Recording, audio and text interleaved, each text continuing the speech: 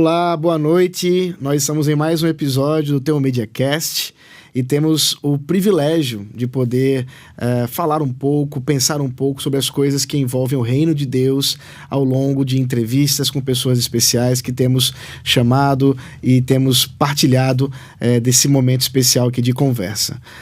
Hoje, em especial, nós temos o privilégio de contar com a presença do pastor Elmer Pires, ele que é um amigo querido, em primeiro lugar, mas também é alguém que o Senhor tem usado para muitas áreas, como pastor, plantador de igrejas. Ele depois vai falar um pouquinho sobre esse trabalho também que o Senhor chamou, mas o grande foco nosso vai ser a educação, porque o pastor Elmer tem sido alguém que tem pensado a educação já há algum tempo, e hoje nós vamos poder falar um pouquinho com ele sobre o que ele tem desenvolvido aqui no nosso país e especialmente o que é especialmente especial nessa questão da educação clássica. Mas sem mais delongas, nós vamos caminhar por aqui. Seja muito bem-vindo, pastor Elmer. Muito obrigado pelo convite. É uma grande alegria poder tê-lo aqui conosco e poder bater esse papo aqui. Em primeiro lugar, porque somos amigos e a gente quase todo dia conversa bastante.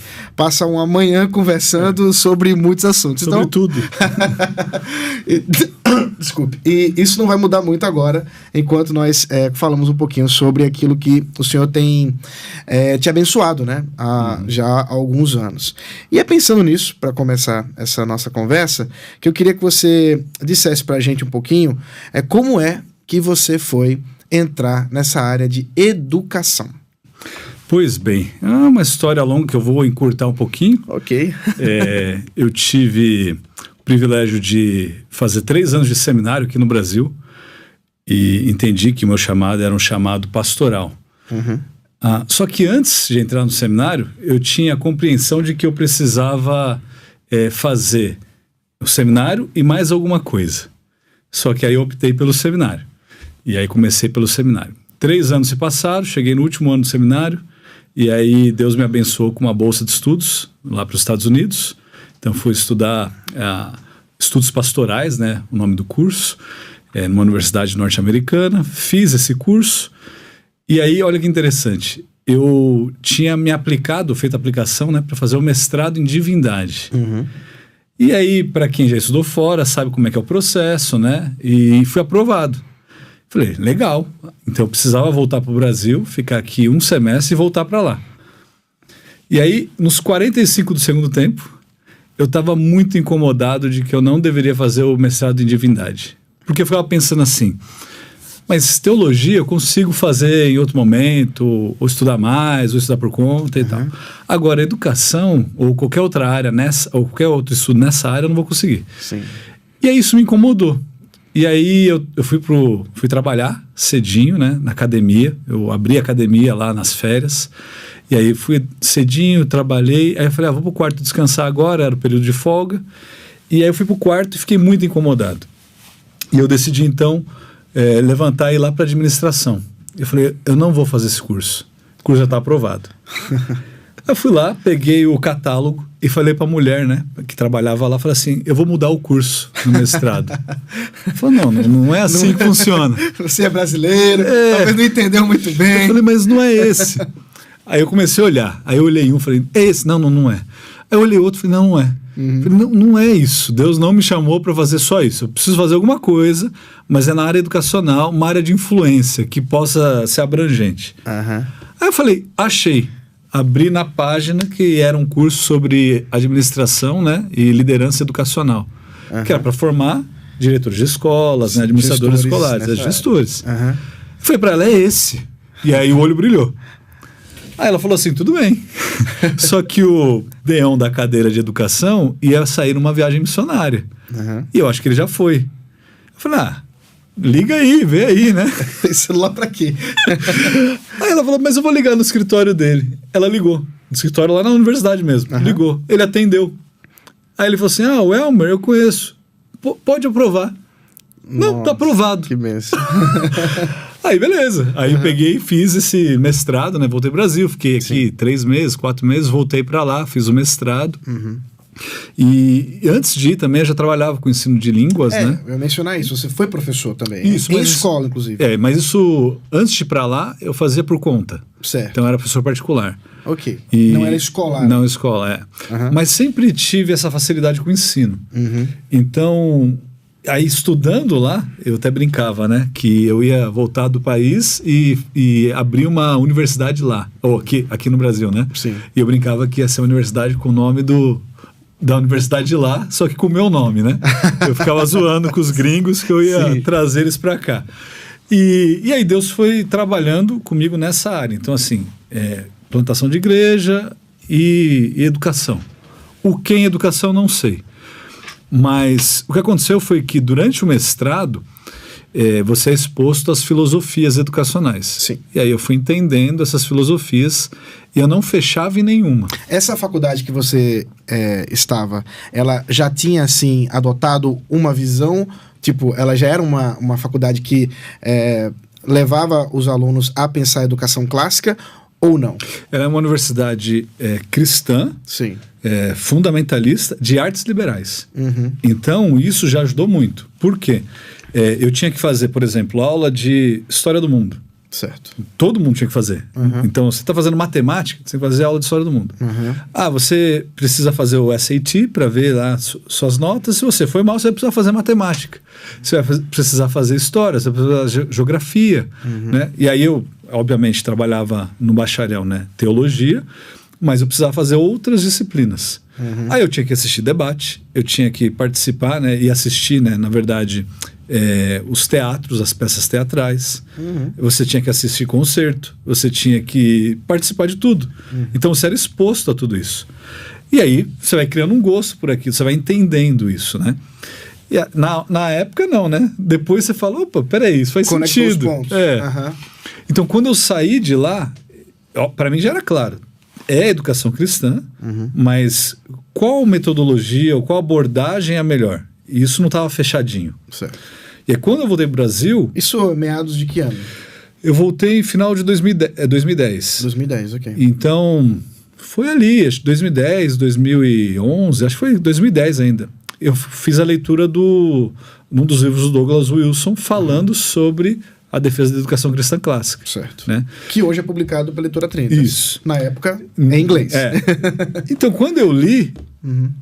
eu fiz que nem aquele momento eureka, né? É isso! E aí encaixou. Eu falei, é isso, fechou. Certo. Legal. Só que vou fazer o quê? Né? E aí eu abri um negócio meu aqui de ensino de inglês, né, tal, para me sustentar, comecei a trabalhar por conta e eu comecei a ser desafiado pelos meus alunos, não de forma proposital. Eles chegavam para mim e falavam assim, Elmer, é que você não sabe o que é trabalhar para os outros. Eu falei, como não sei? Eu trabalhei a vida inteira lá na faculdade, não sei o quê, né? Eu sei como é que é. Mas eles ficavam falando isso tanto que eu falei assim, então eu vou entrar numa escola. E não deu outra. Uma das minhas alunas, ela tinha um filho numa escola cristã, aqui em São Paulo. E aí quando eu falei para ela que eu queria também entrar numa escola, ela falou assim, me manda seu currículo. Ela pegou meu currículo. E aí, no mesmo dia, ela entregou para a dona dessa escola, para a fundadora de uma escola cristã. Sim, ok. O sonho dessa fundadora era estudar na universidade que eu estudei lá nos Estados Unidos. Certo. E aí, quando ela viu o currículo, ela me chamou para a entrevista no dia seguinte. Eu fui e ela me contratou, assim, na hora. E aí, eu comecei a trabalhar nessa escola. Então, eu trabalhava lá e trabalhava por conta, né, com o escritório e dando aula e tal. E dando aula em seminário e tal. Isso foi crescendo, só fui acrescentando coisas, né? Sim. E sempre o desejo de abrir escola, ou de... Na verdade, o meu desejo era de abrir uma universidade, abrir uma faculdade. Era algo um pouco maior. E quando, num determinado dia, eu fui dar uma aula de escola bíblica dominical, na igreja que eu frequentava, e aí me encontrei com o pastor ali na frente e falei assim, pastor, a gente precisa fazer alguma coisa. Que sentido? Bom, não existe igreja sem escola, ou não deveria existir. E é o que existe hoje em dia. Então a gente precisa abrir uma escola, porque como é que a gente vai deixar essas crianças aqui sem ter um lugar para ser preparado? E aí ele ficou incomodado com isso. Sim. Só que aí nada aconteceu. Foi só aquela conversa. Foi aquela conversa. Uhum. Eu já estava inserido em educação, né? A minha esposa também, é pedagoga. E eu falei, vou tocando até... E aí você casa nesse meio desse caminho aí, né? Porque você foi solteiro para a faculdade. Isso, voltei, aí fiquei 4 anos, né? Acho que eu casei depois de uns 4 anos. Sim. A data aí agora eu não sei. Paola! Deixa eu olhar aqui. E aí eu casei, né? E ela também da área de educação, né? Mas ela estava trabalhando num colégio secular, né? E eu num colégio cristão. E só que com a intenção de sempre, ó, vou abrir uma escola, fazer alguma coisa. Sempre com essa visão. Até que, não sei, acho que eu estou adiantando um pouco aqui, né? Mas vai lá, depois de Mas até que, depois dessa conversa com o pastor, acho que foi 1 ano dali. Então, estou falando de 2015, mais ou menos. Certo. Ou 2016, acho que 2015 ainda. O pastor, né, estava numa reunião de conselho de um seminário. E o sócio lá da escola hoje, né, meu amigo Maurício, estava lá. E ele trouxe essa pauta de educação clássica por necessidade. Porque ele falou assim, meu filho está quase na idade de ir para a escola. E aí ele começou a dar uma olhada, né, num artigo que ele viu lá, que apareceu para ele, do The Gospel Coalition. Ele ficou muito encantado, começou a ler os livros sobre o assunto. E ele falou assim, peraí, isso aqui é muito bom. Se Só for que não tão tem bom, não tem nada aqui no Brasil. Levou isso para a pauta do seminário. E aí o diretor do seminário, né, falou assim, vá atrás. Porque a gente vai falar sobre isso ainda, mas só para contextualizar, 2015, você não tem escola de educação clássica cristã no Brasil. Não, até onde a gente sabia não tinha nada. Nesse mapeamento que fizeram depois, não tinha nada disso aí, né? Nada. Então... não tinha nem, por exemplo, Igreja Batista Reformada. Não tinha. Sim. Você tinha, assim, um site que listavam 10 igrejas que tentaram começar uma coisa assim. E que uma em cada canto, assim, mas e não tinha contato direto e nada. Imagina, então, escola. Sim, claro. Então, esses 2 movimentos também vieram com tudo na mesma época. Né?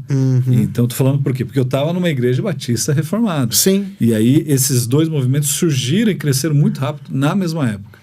A gente também vai falar depois, mas só para tentar contextualizar.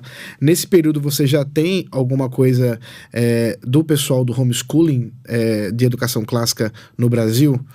Tem acontecendo, mas não da maneira que nem perto do que é hoje. Não era nada tão institucionalizado como hoje você tem em tantas organizações, etc. Era tudo em off, né? Tudo assim, bem off. Coisa muito, muito particularizada, com o pessoal, com os pais traduzindo coisas dos Estados Unidos, sem ter uma coisa mais... E o pessoal, assim, gostando, né, da ideia, meio que tentando copiar de alguma coisa norte-americana. E aí, eu lembro que o plantador da minha igreja fazia homeschooling com os filhos. Sim, os missionários, né? Sim, e aí começa a ser, mas nada institucionalizado. Perfeito, perfeito. Então, dali... Voltamos em 2016. Aí ele volta dessa reunião. Ele me manda uma mensagem na reunião. Nem volta. Não preciso falar com você. Eu falei. Foi que eu fiz. No dia seguinte, era um domingo. Ele falou: você precisa falar com esse cara. E era o Maurício. E passou o contato. Ele que te apresentou o Maurício. E aí a gente foi tomar um café. E no café ele falou: não, vamos fazer isso acontecer. Fazer o quê? Vamos para os Estados Unidos, vamos participar de uma conferência que vai ter um congresso, vamos visitar a escola, vamos ver o que é isso aí para ver se de fato é o que o livro diz. Né? Porque o conhecimento técnico eu tinha. Né? Certo. E para mim tinha fechado, agora eu precisava ver como é que era coisa da prática. Escola cristã, tenho certeza que existiam várias e boas. Sim. Agora, cristã clássica, vamos ver. Sim. E aí, em junho desse ano, acho que foi 2016, e a gente pegou e foi para lá, Maurício e eu.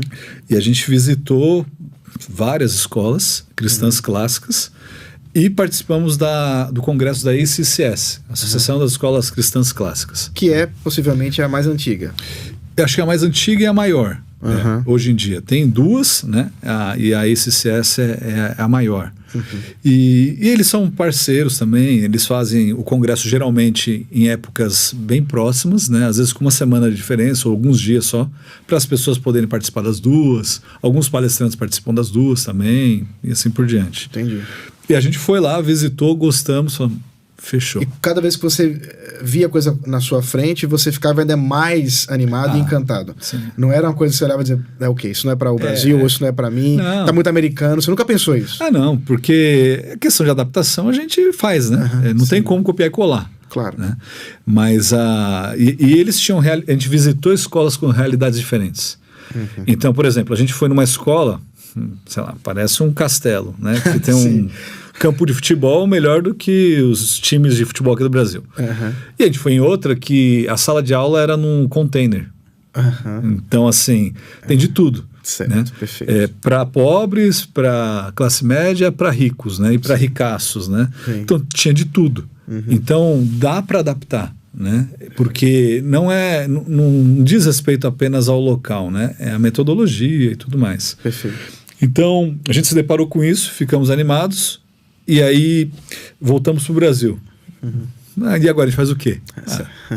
Vamos orar e vamos planejar. As ideias eram muitas, o dinheiro que era pouco, né? E vamos ver o que vai dar. E aí mais um ano foi se passando, a gente buscando alguma coisa e nada. Na segunda visita, no ano seguinte, a gente foi para lá de novo. E aí visitamos outras escolas, porque a ICCS ela muda de lugar, né? Então, uma foi na Pensilvânia, a outra foi no Texas. Então, a gente foi num lugar, depois no outro ano foi em outro. Aí visitamos outras escolas. E era uma oportunidade para conhecer outras escolas também, escolas. né? E várias delas, a gente simplesmente não conseguiu contato antes. Então, eu falei, De última hora mesmo. vamos lá, ele toca a campainha. E eles abriram. E aí, vem cá, vamos te mostrar, né, como é que funciona e tal. E a gente fez isso. E a gente acabou conhecendo um monte de escola. E aí vem outro pulo do gato, né, que aconteceu. A gente estava decidido que a gente queria fazer educação cristã clássica no Brasil. A pergunta é como, né? Por quê? Não existe isso no Brasil. Pelo menos até então, a gente não conhecia ninguém aqui que estava falando sobre o assunto. As pessoas não sabem que elas têm essa necessidade. Então surgiu a ideia. Peraí, então a gente precisa providenciar material para eles entenderem que eles precisam de algo que eles nem sabem que existe. Isso. E aí a gente então decidiu abrir a editora. E aí, primeiro veio a editora nesse caso. Então no final das contas a gente queria abrir a escola, mas não tinha recursos, precisava criar também um contexto para isso. E a gente viu uma oportunidade, então, de abrir uma editora que trouxesse o material para as pessoas entenderem o que era, a necessidade que elas tinham, para depois preparar essas pessoas. E aí a gente voltou com a ideia da editora. Certo. Então fechamos já alguns livros, né, para poder abrir aqui. E nesse contexto a gente começou... Mas já com vontade de publicar coisas na área de educação. De educação. Então era uma editora que, em tese, no seu início, era com esse foco. Isso. Só que não precisou nem publicar o primeiro para a gente perceber que a editora ia morrer se fosse só nisso. Né? Então a gente pensou, é melhor a gente abrir um pouquinho o leque para ter outros conteúdos para a gente conseguir, então, manter a editora e ela viver, né, por conta própria. Sim, né? Perfeito. E aí foi o que aconteceu. Então o primeiro livro que a gente trouxe foi de educação cristã clássica, porque nós fizemos um primeiro congresso de educação cristã clássica, foi em São Paulo, na Igreja Batista Reformada de São Paulo, e nós trouxemos um dos palestrantes conhecidos lá, que é o Steve Turley, Dr. Steve Turley. Certo. A gente estava com ele agora, semana passada, né? Sim. Ele estava na ICCS Brasil e tal. E aí ele veio, né? E vários outros participaram, o Franklin Ferreira, né? O Jonas Madureira, Sim. a Inês Borges. Né? Então foi um evento bem legal, né? E nesse evento vieram vários, hoje, diretores de escolas cristãs clássicas que a gente não conhecia. E que nem eles sonhavam, talvez, que iria, né, uma vez abrir. Sim. Foi a coisa mais aleatória. E a gente encontrar esse monte de gente junto ali, pensando sobre a mesma coisa, né? E até mesmo nessa viagem, nessa segunda viagem, a gente descobriu que outras pessoas estavam pensando na mesma coisa, na mesma época. Tinham brasileiros também nesses congressos que você foram lá nos Estados Unidos, ou ainda não? E um deles, um desses congressos está acontecendo ao mesmo tempo, de 2017. Sei. A gente estava em um e tinha, se não me engano, a Roseli estava em outro. Ah, certo. E aí ela estava lá no outro, participando também. Aham. E aí a gente acabou conhecendo por mensagem, A né? Roseli é da Pacto, né? Da Pactum. Da Pacto. E a gente acabou conhecendo a Roseli por mensagem ali naquela ocasião. Sim. A gente também ficou sabendo de outras pessoas que estavam começando um projeto aqui, né, no Brasil, que a gente nem sabia, mas de repente começou a pipocar, né? Opa, peraí, tem alguém abrindo lá, tem alguém abrindo em Franca, tem alguém abrindo lá no Rio de Janeiro. Sim, né? sim. E aí a gente começou a fazer esses contatos também, né? Meio que sem saber o que estava acontecendo. Perfeito. Era meio que a providência de Deus conduzindo todo esse processo Sim. para que esse movimento fosse espalhado, né, pelo Sim. Brasil. Porque não é uma coisa que acontece só com um indivíduo, né? O Senhor vai tocando no coração de várias pessoas. E tocando em áreas diferentes, sem um contato, né, um com o outro, né? E de maneiras assim que a gente nem imagina, né? Eu acabei conhecendo depois o Reverendo Broto. Certo. Reverendo Broto morou na mesma cidade que eu morei nos Estados Unidos, na mesma época. Isso. Estudou num outro seminário, né? E ele veio para o Brasil já com essa intenção também, com esse pensamento de escola clássica e tal, mas eu nem sabia da existência dele. É muito curioso. E vocês tinham vários amigos em comum, inclusive. Vários. Da área de educação também. Sim, sim. E aí a gente acabou se conhecendo depois, né? E eu descobrindo, o Broto tá lá, o Broto fez isso e fez aquilo. E assim, e aí Deus vai trabalhando, né? De uma forma que a gente não entende, né? Perfeito, e o evangelho vai espalhando, o reino vai espalhando. Como o Senhor vai conduzindo todo esse processo de várias maneiras, porque o próprio Rodrigo Broto, ele começa no Brasil, mas com enfoque no homeschooling. Né? Sim. Até hoje ele tem mais uma ênfase, mas terminou indo para a escola aí de João Pessoa e depois agora ele está em Brasília, né? Isso está em Brasília. Ele teve alguns projetos, né, ou tentativas lá no início que acho que não deram certo e agora a coisa começou a desenrolar assim, de uma outra forma. E hoje ele está né? presidindo a ICCS Brasil, ICCS Brasil. Que foi agora realmente assim, oficialmente fundada. É isso. Né? Isso aconteceu semana passada. Semana retrasada. Em Brasília, né? Isso. E, bom, mas uma coisa que certamente deve já estar sendo perguntada por muitos nossos ouvintes ok, você está falando muito de educação clássica, mas afinal de contas, o que é esse bicho, né? O que é educação clássica e, claro, como ela se distingue de uma educação chamada moderna. Né? Então essa talvez seja a pergunta mais importante de quem quer ouvir pela primeira vez sobre educação clássica. Sim. E você deve estar cansado de ouvir essa pergunta também. E toda vez que eu respondo de uma maneira diferente. Ok, então você vê que tem muitas respostas.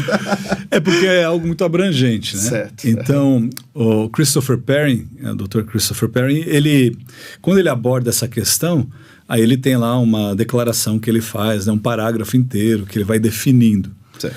E aí tem vários aspectos, né? Só que quando ele vai demonstrar isso, ele faz de uma outra maneira que eu acho muito mais clara. Ele diz o seguinte: hoje nós temos a educação moderna. Então, a educação moderna, ela simplesmente veio e substituiu a educação. Tinha um tipo de educação que foi substituído pela educação moderna. Como é que nós chamamos essa educação que veio antes da moderna? Clássica. Certo. É o nome que nós damos hoje em dia. Agora, da onde surgiu isso? Né? E o que ela é? Bom, eu digo que, de certa maneira, porque aí também é bem complicado ser tão preciso nessas palavras, que aí eu vou ser desleal com alguma cultura, alguma influência. Mas, obviamente, os gregos, eu digo, sistematizaram, de alguma forma, a educação. Certo. Então, eles tiveram influências, né, obviamente, de pessoas que vieram antes deles. Egípcios, os hebreus mesmo, né?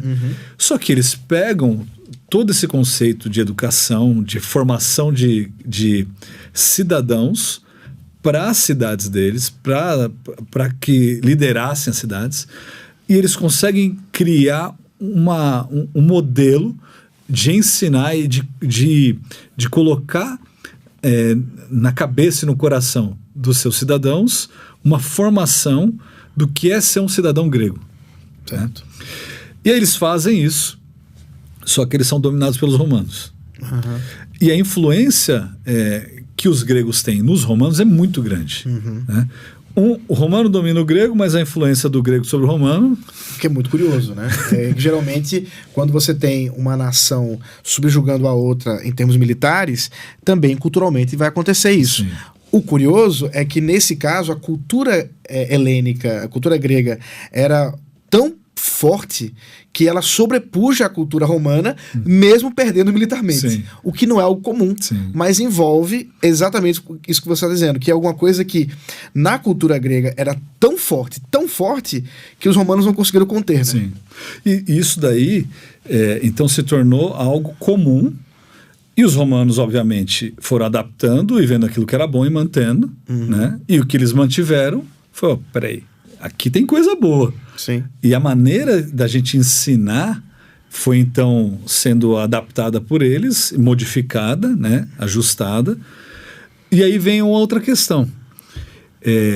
Quando a gente olha para a Bíblia, porque assim, a gente está falando de educação clássica de modo geral. Sim. Né? E eu não estou falando que eram cristãos, não eram exemplos de vida. Platão e Aristóteles eram os mais cristãos que... Ou que eles não pecassem. Não. Estou falando de pagãos. Sim. Mas os gregos, eles buscavam, né, a verdade. Isso. Agora, o que é a definição de verdade para eles? Sim.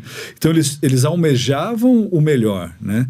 Você tem os estoicos aí, né, que tem uma convivência nessa época também. Então, você vai vendo que existem grupos e pensamentos e pessoas buscando aquilo que é o melhor para o desenvolvimento da pessoa e aí com uma visão para o desenvolvimento da nação. Isso tudo está acontecendo nessa época. Só que aí você tem o apóstolo Paulo, que está com o judeu debaixo do governo romano, Sim. escrevendo as suas cartas, né, igreja primitiva, e ele escreve em Efésios, capítulo 6, versículo 4, para os pais criarem os filhos na disciplina e administração do Senhor. E aí, obviamente, existem pessoas que vão pensar diferente, né, mas... O que pra gente, não só pra gente, né, porque não fui eu que descobri isso, para outros que vieram muito antes da gente, entenderam e perceberam, foi que quando Paulo ele fala para os pais criarem os filhos na disciplina, de administração do Senhor, a palavra que ele usa para disciplina é a palavra paideia. Isso. A palavra paideia é uma palavra muito carregada, porque para a gente ter uma ideia, é a mesma coisa que a gente falar sobre democracia. Então, defina a democracia. Mas a definição, assim, direta é muito rasa. Você poderia usar... Governo pro povo, do povo, etc. Né? Seria uma definição muito grande. E como é que eu explico que é democracia para uma criança? Né? E esse conceito está tão impregnado na gente hoje em dia que a gente não consegue viver sem essa palavra democracia. Sim. O que era justamente o que acontecia com a palavra paideia. Então, Paulo, ele usa uma palavra que era comum na época, né, dos seus leitores, da igreja, dos romanos, dos gregos, e ele diz que os pais deveriam criar os seus filhos na paideia do Senhor. Isso. E aí o que a gente vê a partir daí é um desenvolvimento da igreja em relação a isso, pegando esses conceitos, né, ou pegando aquilo que era a aplicação da educação, a formação desse cidadão, né, aplicado debaixo de uma perspectiva cristã, ou seja, do Senhor, para o Senhor, no sentido de formar essa criança, formar esse cidadão para o reino. E obviamente, né, não é tudo perfeito. Isso vai sendo desenvolvido ao longo da história. Então, quando a gente vai vendo esse desenvolvimento, a gente vai vendo que isso vai acontecendo debaixo da tutela da igreja agora. E isso vai acontecendo de forma que esse tipo de educação acaba se tornando o tipo de educação normal, né? Mas o que eu quero dizer com normal? Obviamente para a elite, né? Não era qualquer um que fazia uma educação... Ela ainda estava restrita a alguns grupos. Alguns grupos. Mas eu queria dar um passo para trás antes de dar esses passos para frente e considerar talvez uma coisa que é importante para a gente pensar quando a gente observa essa construção cultural greco-romana e a Bíblia, especialmente o Novo Testamento. Porque, talvez para o nosso ouvinte aqui, quem nos assiste, ouvir isso pode ainda parecer algo um tanto distante do que está acontecendo lá em Jerusalém. Mas vale a pena considerar que o próprio texto bíblico, quando considera a vinda do Senhor Jesus Cristo, aponta que esse momento é um momento de plenitude. E essa plenitude dos tempos que outrora eram prometidos e agora cumpridos, não é só uma questão de apenas Maria engravidando e tendo um filho. Envolve um processo da providência de Deus, a gente está falando dela há pouco sobre questões... Helenização total. Isso, e não é à toa, e a gente não pode considerar de outra forma, que aquilo que estava sendo vivenciado na cultura grega, da filosofia, da educação, o direito romano, a paz romana, a tecnologia daquela época, né? Claro, quando eu falo tecnologia... As ruas deles são melhores que as nossas. Exatamente, aquelas ruas Até hoje. que viveram milênios, né? E as nossas não conseguem durar nada com os buracos. Então, você vê tudo isso acontecendo naquele momento, e aí o surgimento do cristianismo propriamente dito não é algo à toa. Não é que o cristianismo seja helênico ou que ele seja romano, mas é que tudo isso constituíram elementos para que o cristianismo fosse o que de fato Deus queria que ele fosse. E o próprio apóstolo Paulo, eu acho que ele é a epítome, para usar uma palavra bonita, disso aí, né? Porque Paulo não é exatamente um cidadão romano, grande mestre da cultura grega, mas um judeu convicto, e que em tudo isso ele submete a Cristo. Eu acho que essa tríade, o helenismo, a lei romana, toda a questão romana e o judaísmo submetido a Cristo é exatamente o que a gente pode chamar que é a origem da paideia de Deus, ou a pedagogia clássica cristã. Cristã. Eu acho que é isso que a Sim. gente está falando, não é isso? Então é essa junção de tudo no momento adequado, no momento exato que Deus quer, e o desenrolar debaixo da providência de Deus. Isso vai acontecendo com a tutela da igreja. Certo. E a igreja, então, obviamente vai criando forma e crescendo, expandindo, e a sua influência cada vez mais. E a educação, então, dos grandes, dos mestres, de quem estudava, de quem fazia teologia, de quem estudava teologia, dos teólogos, acaba se tornando a educação clássica. Certo. Essa educação. Sim. Em busca do quê? De formar pessoas que fossem sábias e que conseguissem comunicar essa sabedoria. Né? Buscando, obviamente, sempre a excelência, a verdade, né? E a semelhança de Cristo. Sim. Né? Então é a glória de Deus, né? É chegar ao ápice do conhecimento, né? É descobrir as coisas a partir da perspectiva divina e para a glória de Deus.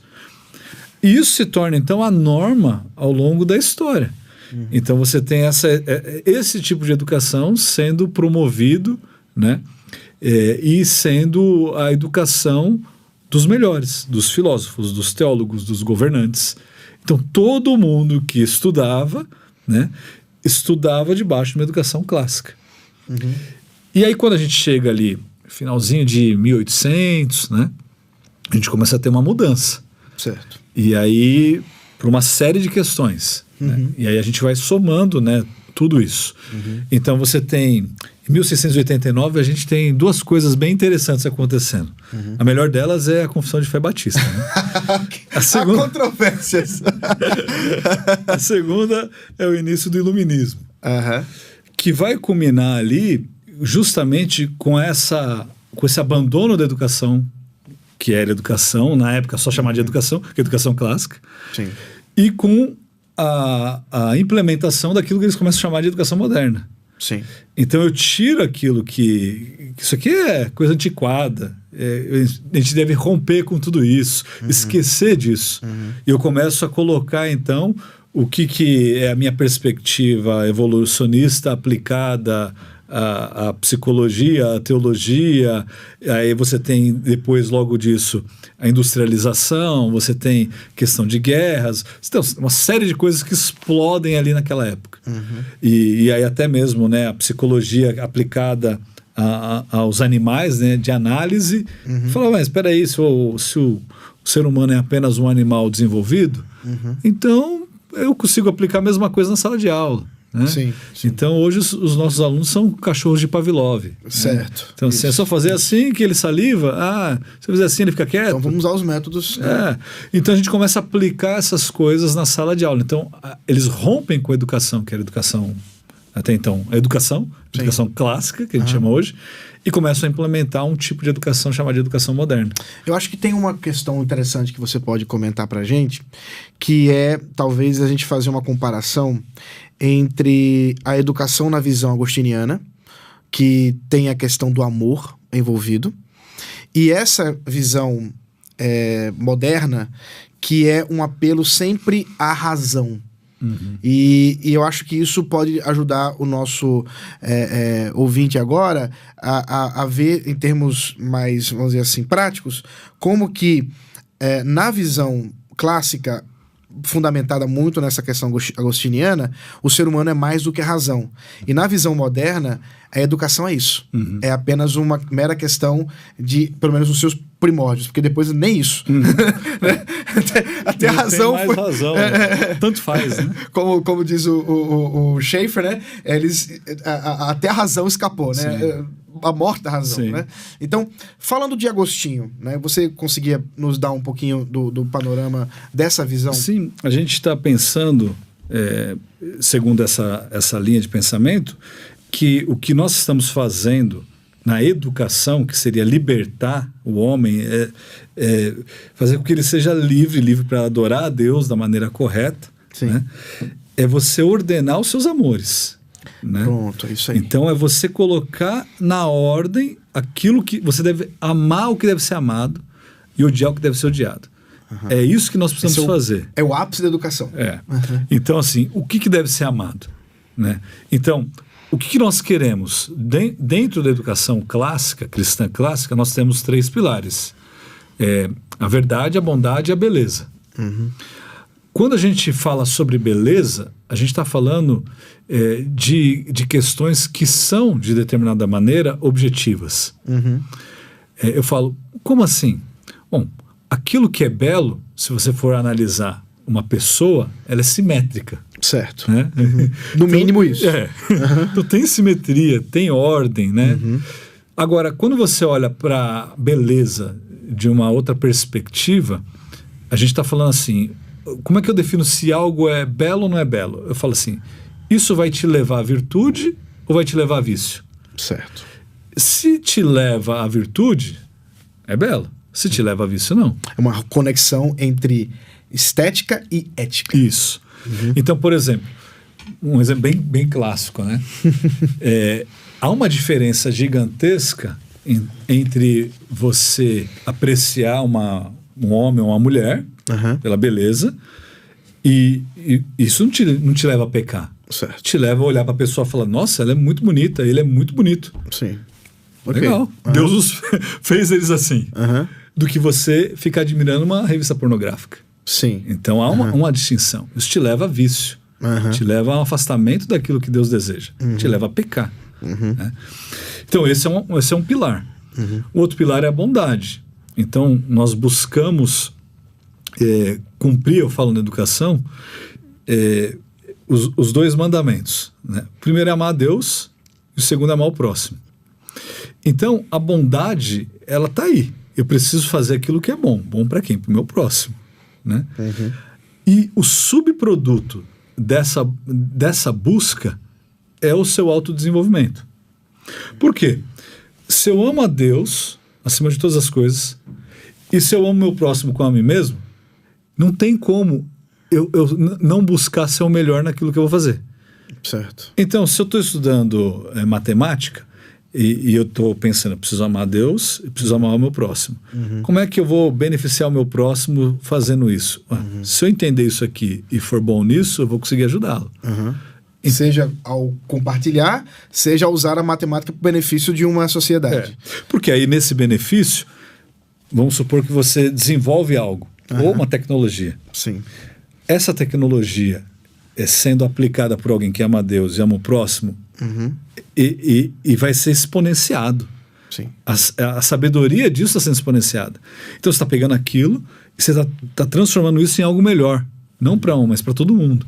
Sim. Então você tem um aspecto aí da bondade que é algo assim que vai buscar a contribuição e a melhora da sociedade e também vai refletir o caráter do próprio Deus. Né? Deus é um Deus bondoso, um Deus misericordioso e tal. E você tem um outro aspecto que é o aspecto da verdade. Certo. Então nós estamos onde a verdade está. Mas eu não entendo determinada coisa. Não significa que é mentira. A sua falta de compreensão é distinta da verdade, né? Agora, nós buscamos a verdade. Deus é um Deus da verdade. Então, se você soma esses três, né, esses três pilares, ou se você quebra um deles, as coisas não funcionam. Por quê? Eu posso fazer um trabalho como um aluno, né, ou como professor, e o meu trabalho ele foi apresentado de uma maneira muito bela. E esse trabalho ele foi feito de uma maneira muito boa, mas ele fala sobre uma mentira. Acabou. Não tem valor. É mero pragmatismo. A gente pode ir trocando. Sim, e vai cair sempre em um problema. Quem que seria o louco de dizer que Hitler não era eloquente? Sim. Mas o que você quer dizer com eloquência, né? Para o quê, né? Então, assim, ele não tinha verdade. Sim. Ele não tinha bondade. Sim. Mas, às vezes, a gente consegue ver aspectos, né, da capacidade de oratória dele, que aí é para convencer para coisas ruins ou coisas erradas. Sim. Então, assim, esse que é o ponto. Então, a gente não pode tirar um desses três pilares, senão... E a educação moderna, ela vem de encontro a isso. Ela vem quebrando esses pilares. Não existe verdade absoluta. Ponto. Okay. Né? Bondade, defina a bondade. O que é bondade? Pode ser bom para mim?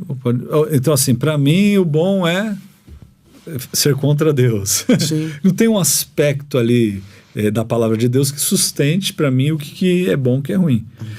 O que é belo, de novo, né? Se eu não tenho verdade, se eu não tenho bondade, beleza, já foi há muito tempo. Né? E hoje você tem uma simplificação total daquilo que é belo. Né? A gente visitou um convento ontem, no interior de São Paulo. E eu falei, a gente precisa vir aqui, abrir uma escola, pelo menos gravar uns vídeos, porque assim, você vê um corrimão feito de madeira, trabalhado. Você não encontra mais isso hoje. Sim. Né? E por que eles faziam aquilo? Né? Porque eles estavam refletindo o que ali? Né? E hoje o que a gente vê é algo totalmente minimalista, que não reflete absolutamente nada, né? Que não transparece beleza, que talvez reflita o que está na cabeça do povo mesmo, do coração deles, né? É um vácuo. Né? Porque são construções meramente funcionais, né? Sim. Apenas para aquilo que é pragmático. Pragmático, apenas para aquela função específica, seja ela qual for, sem contudo se preocupar com a beleza que isso possa gerar e aí vai de encontro com essa questão do racionalismo, né? Certo. Então, me serve para alguma coisa ou não me serve? Aí é o que os argumentos que os educadores modernos vão usar, né?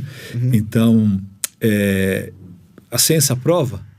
Não consegue provar? Então não existe. Eu só acredito na ciência. Sim. É meramente algo que eu consigo provar a partir do fato ou da falta desse fato. Só que o que eles esquecem é que o fato ele é sempre interpretado. Ok. E aí entram outras questões. Mas eu acho que aí é uma coisa interessante para você nos ajudar a compreender exatamente o que distinguiria uma educação clássica secular e uma educação clássica cristã. Porque aí, nessa questão dos fatos são interpretados, isso é a cosmovisão, nós podemos dizer que a educação também é direcionada por uma cosmovisão e, mais especificamente, por um direcionamento religioso dessa cosmovisão. Fala um pouquinho pra gente disso aí, porque o que é educação cristã? Afinal de contas, precisa de educação cristã? Educação não é simplesmente a questão de ensinar 1 mais 1 é igual a 2? Mas não é, né? Não é. Porque quem acredita que 1 mais 1 é igual a 2 em qualquer circunstância, não está na escola pública, não está na escola particular que não é cristã. Estão vivendo alheios à realidade. Basta você olhar o que as pessoas estão promovendo por aí, né? Não, você define o que é 1 mais 1. Se for 3 para você, tá bom. Tá tudo certo. E a gente consegue ver que o propósito da educação moderna é algo completamente distinto do propósito da educação cristã, né? Então, na educação cristã, o propósito último é a semelhança de Cristo.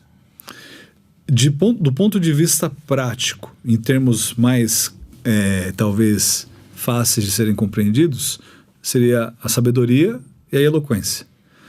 Mas aí fala, o que é eloquência? Né? É a capacidade de você comunicar, né, essa sabedoria buscando de novo glorificar a Deus e amá-lo e abençoar e amar o próximo. Né? Então, se você soma isso e compara isso com a educação moderna, qual que é o propósito da educação moderna? É o eu. É minha pessoa, o meu benefício, o meu sucesso e talvez o benefício de eu conseguir ganhar mais dinheiro, conseguir um bom emprego. E aí você vai perguntando, para quê? Para quê? Sim. E qual que é a resposta que as pessoas têm?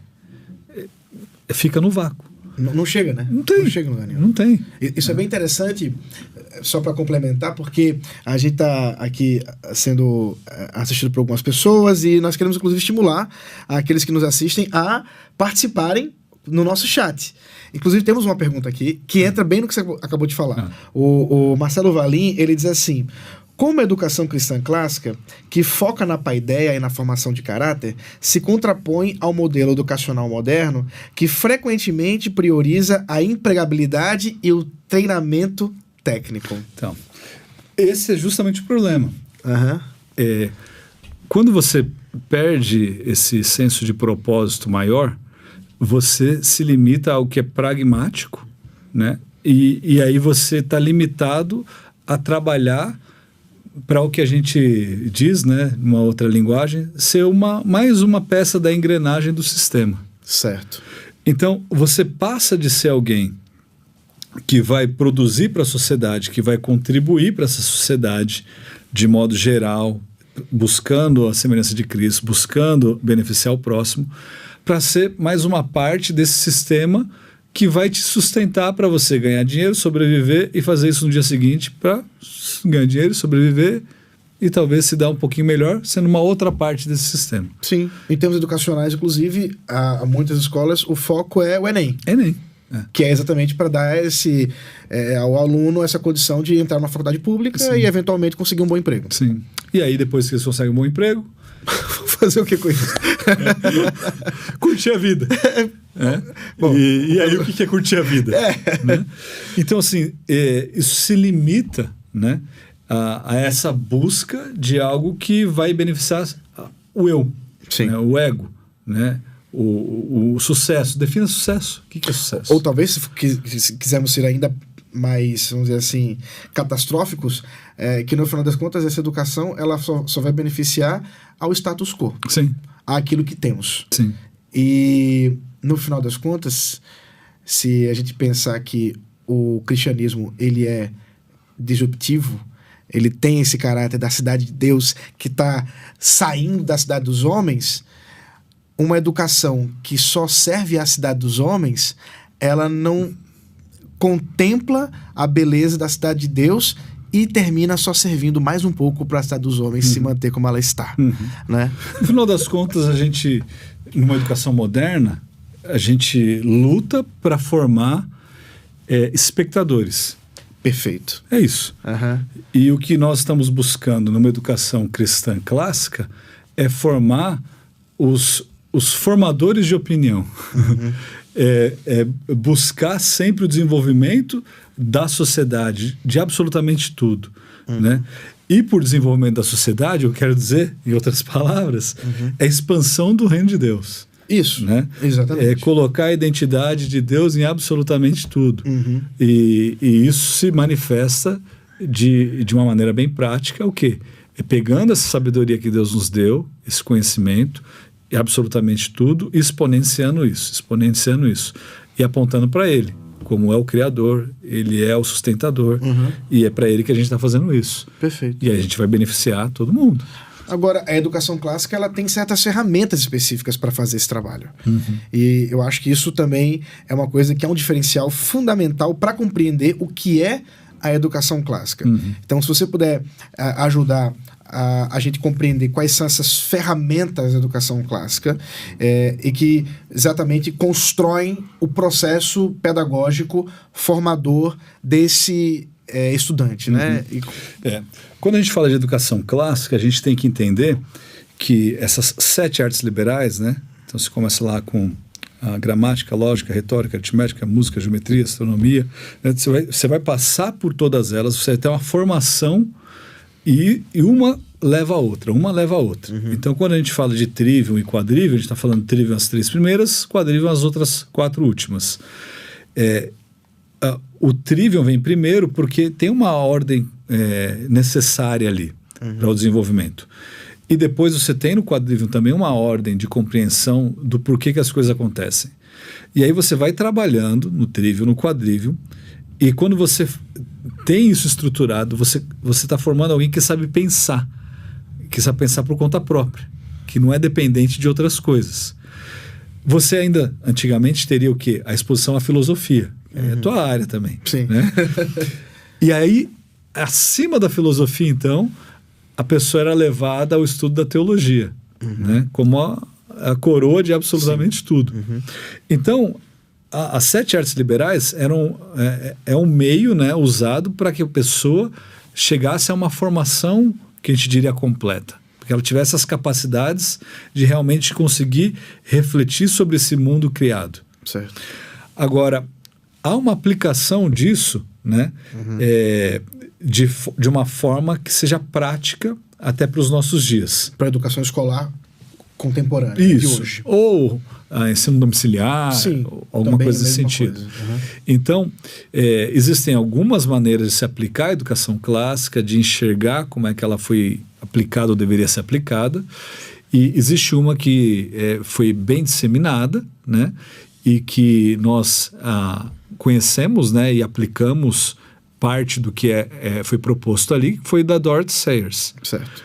Então, na década de 1940, a Dorothy Sayers, que é uma escritora, né, do ciclo de amizades e convivência de C.S. Lewis, de Tolkien, ela escreve ela dá uma palestra que vira um artigo chamado As Ferramentas Perdidas da Educação, e ali ela sugere que a educação daquela época estava ruim e que a educação clássica deveria ser, então, restaurada ou reaplicada.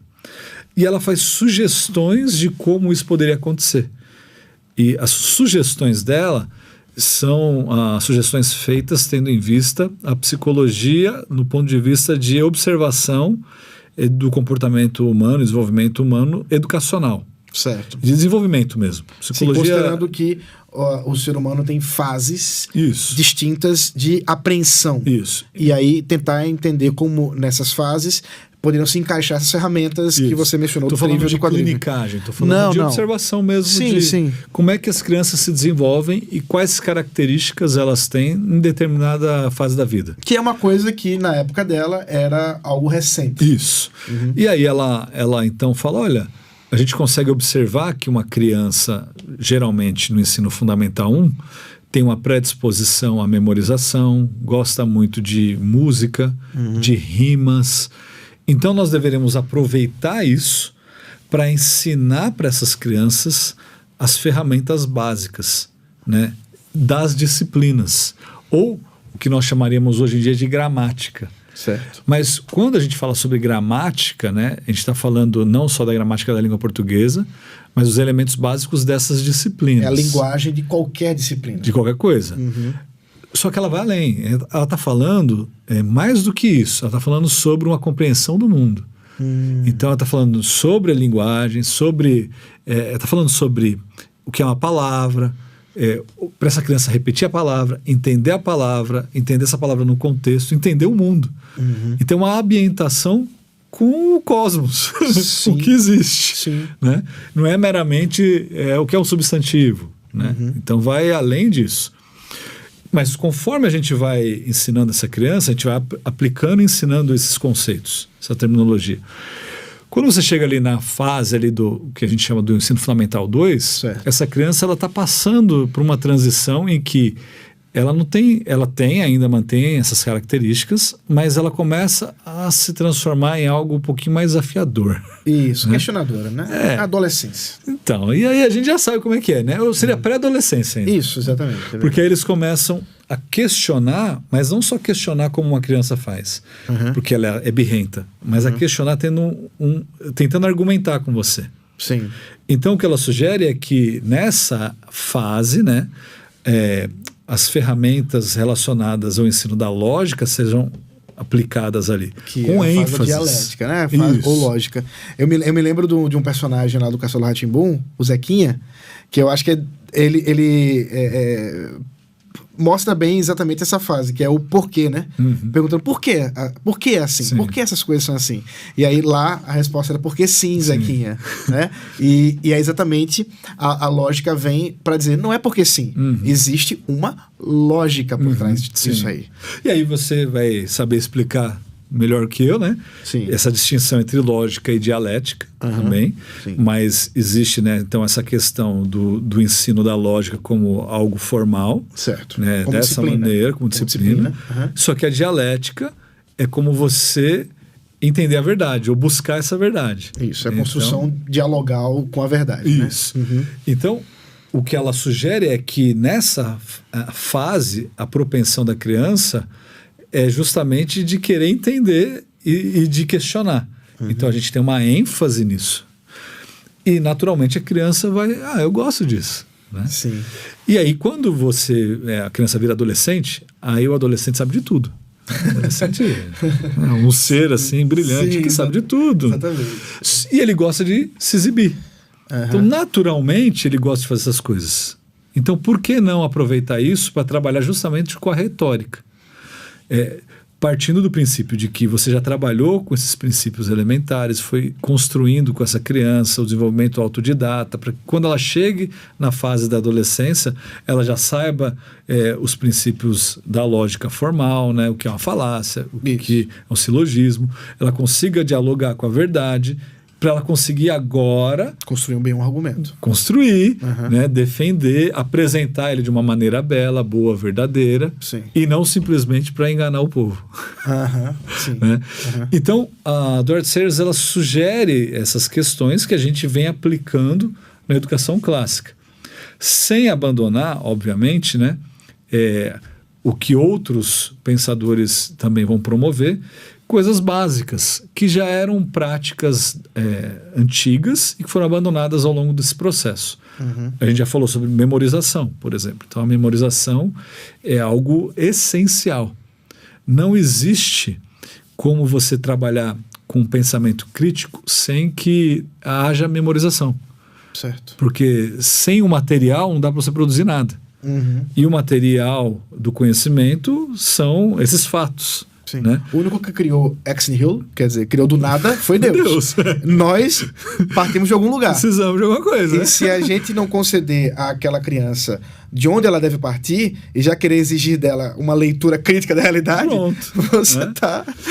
Então a gente precisa trabalhar, e a melhor forma de fazer isso, de levar da memória de trabalho para a memória, né, de longo prazo, é a repetição e a memorização. Então a gente trabalha com isso. Então você tem uma ênfase ali. Você tem também uma abordagem que volta à leitura, enfatiza a leitura. Porque, olha... E não é qualquer leitura. E não é a leitura de gibi. Isso. Né? Então a gente vai levar as crianças a lerem aquilo que a gente chama de livros clássicos, ou seja, eles sobreviveram ao tempo porque eles passaram por um filtro. Isso. O filtro do tempo, que fala, esse aqui é bom. Então, por isso que ele continua sendo relido e lido e comentado e tal. Porque se não é bom, é esquecido. Sim. quantas centenas de livros são escritos por dia. Né? E a gente nem sabe. Então, esses livros são lidos e relidos. Então, você tem isso. Você tem também, por exemplo, uma questão relacional. O que eu quero é que o meu professor não seja apenas um facilitador. Ele é um modelo, ele é um mestre. E aí essas duas palavras são muito importantes. Por quê? Ele é o mestre porque ele sabe, ele conhece aquela disciplina e ele é capaz de ensinar e ele está anos-luz à sua frente, né? Então ele vai saber te guiar, pegar na sua mão e é por aqui. Sim. E ele também é um modelo, não só no sentido de que você deve querer se tornar que nem ele do ponto de vista acadêmico, mas como pessoa. Porque ele também está buscando a semelhança de Cristo. Então, é importante que haja um relacionamento. Tá aí o porquê que nós não entregamos meramente um computador na mão dos nossos alunos e falar, vai com a inteligência artificial. Né? Perfeito. E também porque, no caso de um educador clássico cristão, numa escola cristã clássica, precisa ser alguém que também crê no Senhor Jesus Cristo e busca viver essa realidade. Sim. Porque ele é um modelo. Sim. E senão, como é que a gente vai colocar um cara que vai contra todos os princípios cristãos, servindo de modelo para os nossos alunos? Porque ele fala assim, sabe como é que é, né? Imita lá. Ou então, né, a gente fala assim, eu coloco o meu filho numa escola não cristã, com os professores que não são cristãos, mas que não falam nada contra Deus. Sim. Na verdade, eles nem falam sobre Deus, eles não falam de religião na escola. Primeiro que não dá para acreditar nisso. Segundo que, na melhor das hipóteses, ele está dizendo que Deus é irrelevante. Exato. Não então, falar sobre Deus é falar sobre Deus. Então é muito ruim. Sim. Então é um negócio muito chocante. Perfeito. E a gente volta naquela pergunta anterior, né? Então, assim, não existe educação neutra. E o que as pessoas estão promovendo e acreditando é nesse mito da neutralidade. Isso. De que eu sobrevivi a uma educação não cristã, e por isso meu filho também vai sobreviver. Será que é assim mesmo? Tem uma pergunta aqui boa para a gente abordar dentro do que você está falando, que é do nosso Mr. Francisco, que é professor nosso da escola, inclusive lá de História. Ele diz assim, o modo de vida finalmente se manifesta com relação à visão que temos do homem. Qual sua origem, seu propósito, sua finalidade? Seria interessante abordar a questão da antropologia cristã. Então, pensar um pouquinho também o que é o ser humano. Então, dentro daquilo que a própria Dorothy Sayers propôs, ela estava olhando para a criança, mas está olhando o ser humano no seu estágio de desenvolvimento. Mas antes mesmo disso, quando a gente pensa em educação que não pode ser neutra, é pensar que não existe ser humano neutro. Todos nós fomos criados diante de Deus. E a antropologia bíblica nos demanda isso. Sim. E aí a gente parte, então, do pressuposto, né? E, na verdade, evidenciado nas Escrituras, de que o homem é pecador. Perfeito. E que ele precisa ser moldado e encaminhado e trabalhado, né? E obviamente com a ajuda do Espírito Santo, para levar essa criança à semelhança de Cristo. Certo. Então a gente não está trabalhando só com o aspecto ou com o aspecto intelectual, desenvolvimento intelectual, do raciocínio e tudo. A gente está trabalhando com todo. Então, uma educação verdadeiramente cristã e clássica não vai abandonar o corpo, porque nós somos criados à imagem e semelhança do nosso Deus. O próprio Deus, né, veio em forma de homem, né, habitou entre nós. Nós vamos precisar trabalhar com o aspecto social, porque é um Deus que se relaciona, ele é trino, ele manda nós nos relacionarmos, né? A igreja de Deus é o corpo de Deus, né? Você vê todas essas imagens, essas palavras, esses termos assim correlacionados. Você tem o desenvolvimento intelectual, o próprio Jesus também se desenvolvia, né? Jesus nasceu e cresceu e foi criado debaixo ali dos seus pais com cuidado e foi se desenvolvendo fisicamente. E você tem o aspecto espiritual também, né? Então, todos eles fazem parte, a gente não pode negligenciar nenhum. E a gente não pode simplesmente abandonar a educação física numa escola cristã, ou numa cristã clássica. Não pode abandonar a parte intelectual em detrimento da parte espiritual também. Sim. E aí as coisas começam a se encaixar quando a gente entende que esse tipo de educação não substitui a igreja, Sim. porque são coisas distintas, né? Ele não é a igreja, né? Mas ele busca formar a criança para que ela busque, né, a semelhança de Cristo ao longo de todos os dias também. Sim. Então, assim, você tem uma família cristã que está buscando isso, que está ensinando seus filhos, né, nas leis do Senhor, nos caminhos do Senhor, e você está, então, entregando para a escola o seu filho com a premissa de que você, na escola, vai fazer ou dar continuidade ao processo que está fazendo em casa. Existe uma conexão. Então, não é algo contrário à família, mas totalmente a favor da família, no desenrolar disso, com objetivos claros, né? E que está promovendo exatamente a mesma coisa que a igreja está promovendo. Sim. Só que a função da igreja é diferente da função da escola. Isso. Né? Ela se sobrepõe em alguns pontos, mas tem funções diferentes em outros. Uma coisa interessante, bem contemporânea agora, né? Recentemente nós vimos uma ou mais de uma situação de famílias que foram julgadas, sentenciadas por educarem seus filhos em casa dentro de uma perspectiva de educação clássica.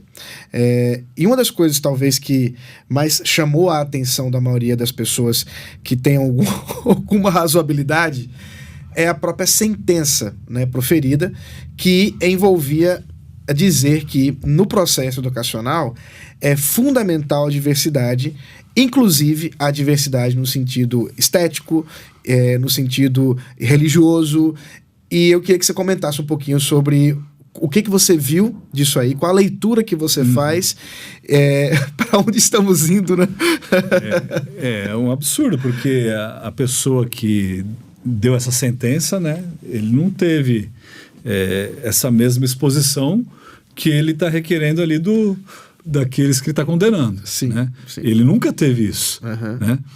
E a gente brinca, né, quando os meus amigos africanos falam para mim que nós precisamos, né, porque na BNCC diz que nós precisamos ensinar, né, religiões de matrizes africanas e tal. Os meus amigos africanos falam, mas lá na África todo mundo é protestante.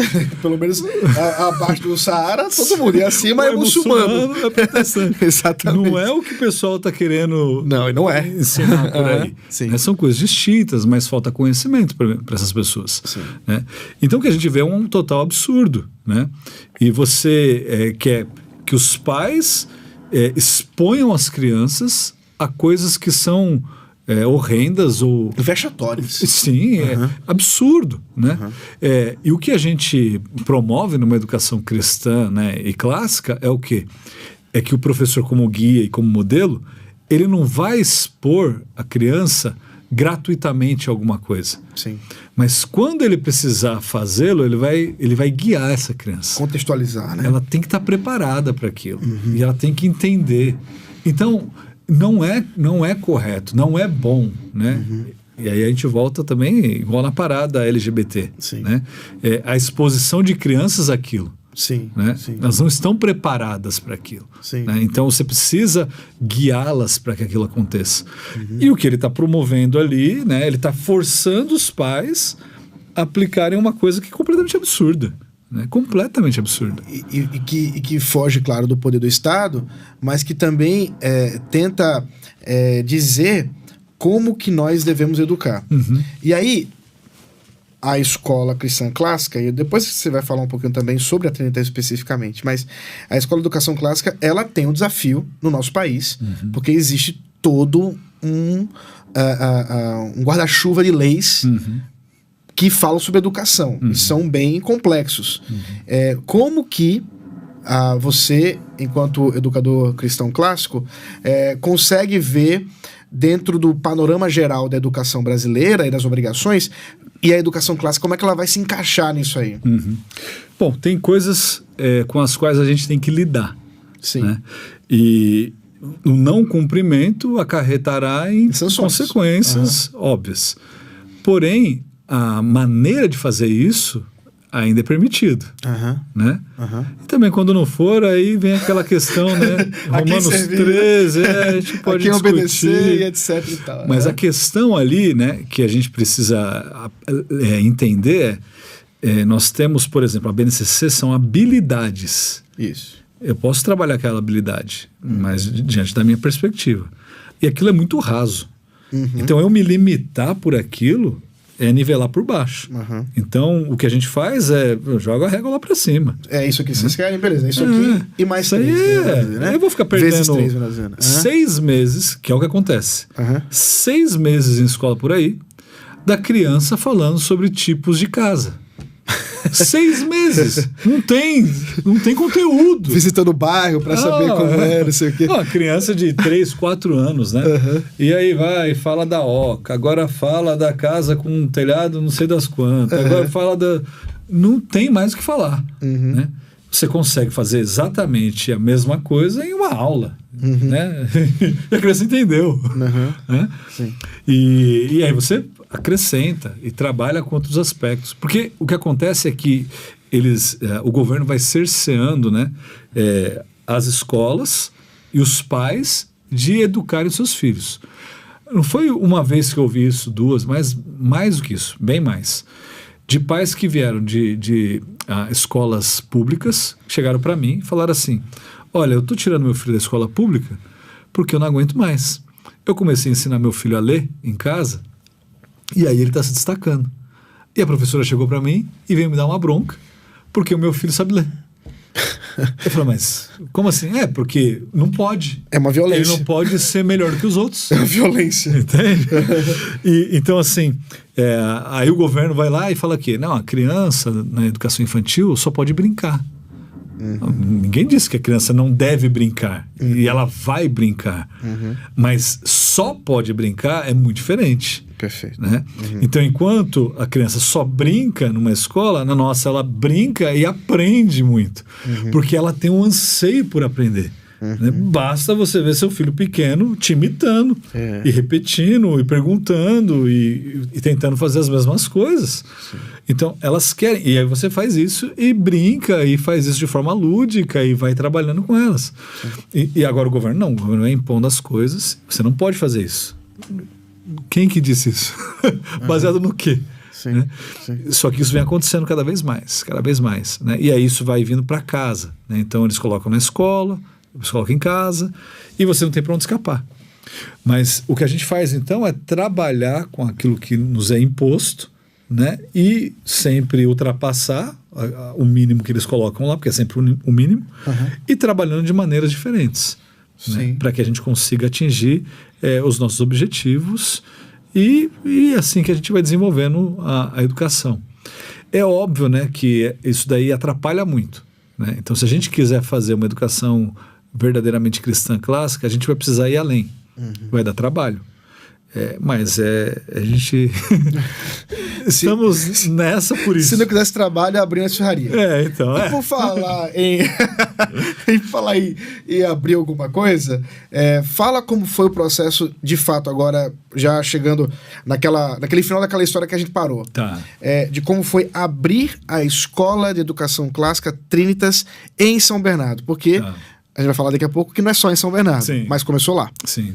Então, o que aconteceu foi que nós somos, Maurício e eu, né? Sim. Então, voltamos dessas visitas lá fora com um desejo, um anseio de abrir uma escola cristã clássica. Sim. Como? Não sei. Fazer uma associação, vamos levantar dinheiro, e a gente pensando assim, isso vai demorar uns 5 anos, talvez, para conseguir levantar algum recurso. A gente vai fazer o congresso, tal. Acabou o congresso, 2 pessoas chegaram para a gente e falaram assim, quer saber? Vamos almoçar lá em São Bernardo? Em São Bernardo? Eu morava em São Paulo, trabalhava lá do lado da USP. Quem conhece São Paulo sabe que é do outro lado da cidade. O Maurício é a mesma coisa. Isso. E morava na Zona Leste ainda. Na Zona Leste ele trabalhava... Mas por que eles marcaram em São Bernardo? Mas tá bom, acho que eles moram lá, não sei. A gente foi. E aí o almoço vai, e almoça, e nada de conversa substancial. Aí tá bom, acabou o almoço, vamos subir a rua aqui. Aí sobe a rua. E esse prédio aqui? Vamos entrar. Tem a chave do prédio? E a gente entrou. E aí a pessoa falou assim, o que vocês acham? Daria pra fazer uma escola aqui nesse prédio? O prédio abandonado lá. Eu falei, eu acho que sim. Acho que dá. Não, tem. E o outro que estava junto, né? Trabalha na área, né? E tal. Falou, dá pra fazer sim. Tal, aqui, ali e tal. Mexe aqui, mexe ali. Então o negócio é o seguinte, esse prédio é meu. Vocês vão fazer a escola aqui. Eu falei, peraí, como assim? E aí a gente, né? Falou, mas espera aí. Tá bom, né? Mas agora a gente tem um outro problema. A gente já tem um prédio, a localização, legal.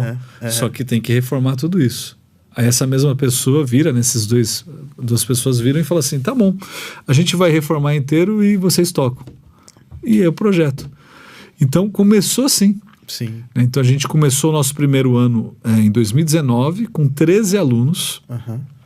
São Bernardo, né? 13. Essa relação. E aí o ano seguinte, só com educação infantil. No ano seguinte, foi ano de pandemia. Isso. E aí a gente foi para 60 alunos. Então, a gente saiu de 13 para 60, ficamos um mês. E aí o Dória mandou fechar tudo. E a gente fechou. E os nossos alunos foram para casa. E a gente não fez a mesma coisa que as outras escolas. No sentido de deixar a criança 5 horas na frente da tela. A gente diminuiu. A criança não aguenta ficar 5 horas. Eu não aguento ficar 5 horas. Imagina uma criança. E a gente deixou um pouco menos e foi ajustando e tal. E as crianças foram sendo alfabetizadas, foram aprendendo e foram se desenvolvendo. E a escola cresceu na pandemia. Olha só que porque os pais viram o que eles estavam pagando nas outras escolas. Porque foi o maior show de horrores de dancinha de professor. Os professores viraram youtubers. A única coisa que acontecia era o professor dançando, musiquinhas bobas, né? E eu tô pagando essa fortuna para isso. E aí a escola foi crescendo, então. Foi crescendo, né? E hoje a gente está com cerca de 300 alunos em São Bernardo do Campo. Isso. Mas tem outros lugares. Isso. E aí no ano passado, né? Nós abrimos uma unidade em Jacareí, chamada Vila Branca, né? Interior de São Paulo, do lado de São José dos Campos. Sim. Parece que eles têm mais alunos de São José do que de Jacareí. Porque é tão colado. É muito próximo, né? Que é mais fácil você chegar de São José, às vezes, do que de Jacareí. Sim. E a escola hoje está com 84 alunos, se eu não me engano. E nesse ano a gente abriu em São Paulo, aqui na estação Santa Cruz do metrô. Certo. Na Igreja Batista Esperança. Então é chamado de Trinitas Esperança. Que ali é Vila Mariana, né? Eles chamam na verdade é Vila Clementino. Ok. Então é bem do lado ali da estação do metrô. Um prédio fantástico, né? Essa igreja é uma igreja que está completando 37 anos agora, esse final de semana. E nós demos início então a esse projeto lá, Trinitas Esperança. E a gente começou os 45 do segundo tempo. Então a gente está com 15 alunos. Foi aprovada dia 26 de dezembro e a gente não pôde fazer propaganda antes, porque o governo estava em cima da gente para não fazer nada. Eles estavam de olho, eles passam na nossa rua ali. Sim. Não pode. Então a gente teve que aguardar. Mas Deus abençoou e a gente abriu e começamos com 15 alunos, né? Estamos lá funcionando. Hoje a gente tem 3, 4, 5 anos infantil e devemos abrir agora bom, está aberto, as matrículas estão abertas, né? Mas o segundo ano que vem, aliás, a gente já está aprovado, né, do 1º ao 5º e a gente vai ter mais matrículas. 1, né? Fundamental 1. Anos iniciais. Então lá é uma estrutura fantástica. E com projetos para abrir outras. Sim. Ano que vem a gente tem um projeto em Atibaia, né, que deve sair. Que é aqui em São Paulo também. São Paulo. E a gente está com um projeto também em Cuiabá. Aí já não é São Paulo. Já não é São Paulo. E é um pouco mais quente. E a gente está trabalhando lá na abertura também, está trabalhando com a papelada, mas o plano é abrir lá em 2027. Na Igreja Presbiteriana Central lá de Cuiabá.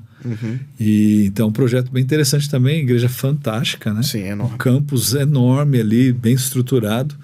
E Deus permitindo, dando tudo certo, a gente deve começar lá também em 2027. Eu sei que além dessa expansão da Trinitas, por assim dizer, existe uma expansão da educação das escolas de educação clássica, e vocês, eu digo vocês, você e o Maurício não pôde estar com a gente hoje, tinha algumas coisas para fazer no mesmo horário e não conseguia estar com a gente. Vai ficar devendo para ele falar muito da editora no próximo encontro com ele. Mas eu sei que vocês serviram também de influência, de apoio a outras escolas que têm sido abertas. Você tem um número já de escolas de educação clássica no nosso país, ou não tem esse número? Eu pedi um levantamento essa semana. Uhum.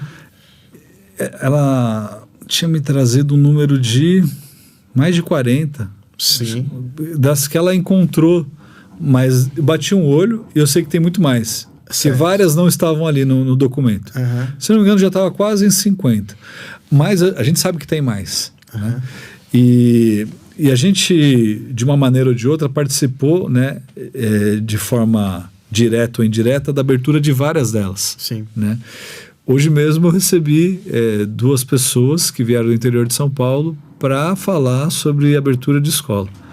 E é muito interessante, né, quando a gente vai visitando outros estados, assim, outras escolas, como que Deus foi trabalhando. Né? Eu fui lá na escola onde você trabalhou, Sim. lá em Recife. Isso. E na ocasião eu encontrei 2 pessoas que me pararam para agradecer, que eu nem sabia, que em algum momento, em alguma aula que eu dei, alguma palestra ou algum encontro, os desafiei em relação à abertura de escola cristã ou de ensino cristão.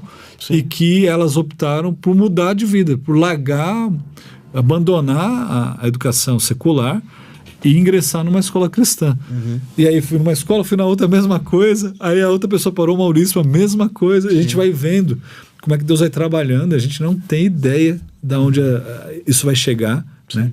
E a gente tem visto isso crescer assim continuamente. Uma bênção, né? Muito grande. E assim, claro que é necessário treinar o professor, né?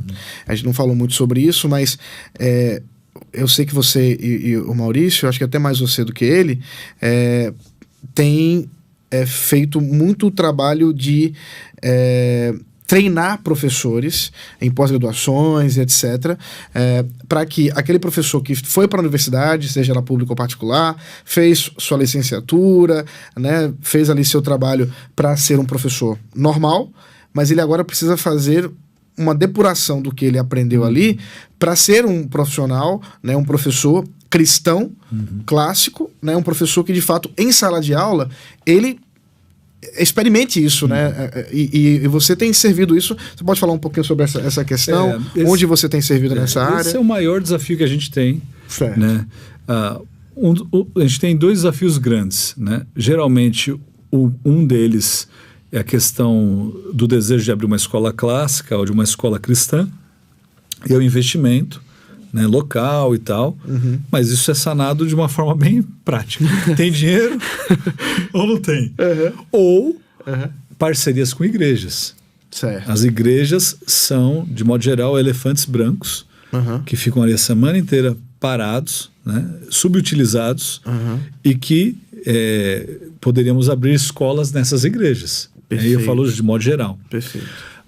E aí nós temos o outro gargalo, que é o treinamento de professores. Né?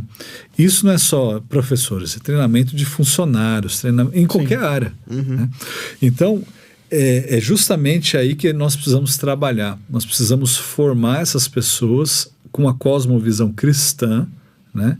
E dar a elas as ferramentas para que elas possam se desenvolver e buscar esse desenvolvimento contínuo. Então, esse ano, né, acabei de terminar de dar uma pós, né, participar da pós da Cidade Viva, né, que lá de João Pessoa, que tem trabalhado, né, no desenvolvimento de professores. Então participei como professor da pós de Educação Cristã Clássica. Nós temos um curso chamado Academia Trinitas. Né? E esse curso prepara as pessoas tanto para o ensino domiciliar como para o ensino escolar ou simplesmente para mais conhecimento. Né? E é muito interessante porque esse curso, na verdade, ele é composto por professores que estão há 40 anos, 30, 40 anos, na área de educação cristã clássica.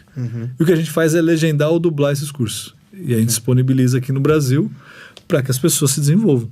E a partir daí as pessoas são picadas, né, e começam a buscar e desenvolvem isso, né? Então, geralmente recebo convites para ir numa igreja, falar sobre o assunto, né, abordar o assunto, ou até em escolas, né, e desenvolver esse trabalho que é de disseminar, né, a educação cristã clássica, né, para que as pessoas entendam a necessidade, de novo, né, e depois como fazer isso acontecer na região em que elas estão inseridas. Né? Parte desse trabalho precisa ser feito nas igrejas. Né?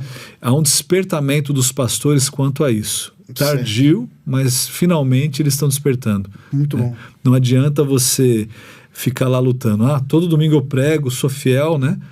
E aí, de segunda a sexta, os membros lá da sua igreja, os filhos deles, estão indo lá para a escola secular ouvir absolutamente tudo o contrário ao que você ensinou no domingo. Sim. E eles acham que eles estão vencendo a batalha. Então a gente precisa trabalhar de uma outra maneira, né? Inclusive, nós aqui da Teomídia, da Comev, nós temos um público bem diverso com relação à igreja evangélica. Várias denominações, pastores de muitas regiões. E isso seria interessante que você pudesse falar dessa importância do engajamento das igrejas, dos pastores, como que, na prática, um pastor e uma igreja pode se engajar hoje com a educação. Olha, começando a trabalhar com a ideia de que não existe educação neutra. Certo. Então, não existe... A batalha está dada. Está aí. Eles precisam começar dentro das próprias igrejas, despertando as famílias para a realidade em que nós estamos inseridos. Que o secularismo é uma religião e que ele é predominante em todas essas escolas. Se a escola não for verdadeiramente cristã, por verdadeiramente cristã eu quero dizer o quê? Ela tem uma cosmovisão cristã e ela vive essa cosmovisão cristã. Não é que ela tem um versículo na parede. Certo. Né? Uma escola que se diz cristã contrata um monte de pagão para dar aula lá e ensinar qualquer outra coisa. Não serviu de nada. E nada deu na mesma. Né? É pior, né? Porque ela tá sendo camuflada ainda, né? Tá te vendendo uma coisa e é outra. Sim. Né? Então é pior do que a outra que já fala, não, aqui é descambado mesmo. Então eles precisam acordar para essa realidade. Se eles não sabem como fazer, que chamem outras pessoas. Não estou falando o Elmer, né? Tem vários outros aí que poderiam trabalhar. Felipe Fontes está trabalhando com isso faz tempo. Sim. O reverendo Mauro Meister está trabalhando com isso. Vamos trazê-los aqui para falar sobre isso, inclusive. O Broto está fazendo isso. Isso, né? perfeito. O Lucas Evangelista, né? Está falando de vários aqui. Exato. Né? Então, trazer essa pauta, né, para as igrejas. Estou falando que precisa ser uma pregação de domingo de manhã. Mas num evento lá de sábado à noite, né, em que alguém ou o próprio pastor que vai buscar esse conhecimento, vai ler literaturas boas sobre esse assunto, vai começar a tratar disso com os membros da sua igreja, para que eles despertem para isso, para que eles entendam a necessidade que eles têm. Porque não é... A gente está numa guerra. Né? A gente está numa guerra. E, infelizmente, parece que as pessoas estão desistindo de guerrear porque estão achando que as portas do inferno vão prevalecer. Elas não estão entendendo que a gente precisa ensinar os nossos filhos para eles chegarem com 2 pés nas portas do inferno e a escancarar e tirar todo mundo de lá, né? Porque elas não vão prevalecer. Então é isso que a gente precisa fazer. Isso precisa partir de pastores que tenham convicções bem claras sobre o que é secularismo, o que é cristianismo, cosmovisão cristã, e ensinar, né, os seus membros e os seus filhos também o que isso significa. Né? E abrir, né, e promover, e aí de forma bem prática, né, como que uma igreja pode ajudar? Bom, ela pode ajudar de várias maneiras. Às vezes abrindo o próprio espaço, treinando as pessoas, né, sendo centros de treinamento para essas pessoas, às vezes financiando. Né? Uma bolsa para uma criança que a família não tenha condições. Sim. E não só para a escola, para ensino domiciliar também. Sim. Que perfeito. há custos, né? Exato, as comunidades. Sim. Né? Então, e aí isso se torna uma coisa assim muito distante até chegar em você. Eu falei, né, no início da minha história que eu tive a oportunidade de estudar fora. essa oportunidade me foi dada por pessoas que nunca me conheceram. Pessoas que doavam para essa universidade, que então tem uma bolsa de estudos voltada para estrangeiros virem para os Estados Unidos, estudarem e voltarem para o seu país de origem para ministrar. Entende? Então, assim, eu fui fruto disso. E aí, quem que contribui? No CPF e no CNPJ de igreja. Né? As pessoas doam para aquela bolsa. E a gente precisa despertar isso no Brasil. Né? A gente precisa fazer com que essas pessoas acordem. Isso é algo que é uma coisa muito viva hoje, considerando o crescimento da educação e como que as igrejas devem, né, estar ali atentas, né, a todo esse processo. Isso é alguma coisa que ainda há de ser ainda muito espalhado. Deus há de usar muito, né, toda a educação e glorificar o nome dele. Pastor Elmer, nós vamos chegando ao final da nossa conversa de hoje, que não é a última, né? Vamos trazer mais, até para falar sobre questões editoriais e outros desafios que envolvem, por exemplo, nem falamos sobre plantação de igreja. Vai ficar devendo essa para vir aqui. Já é a terceira igreja que você está plantando, não é isso? Essa a segunda. Foi a segunda. Segunda igreja.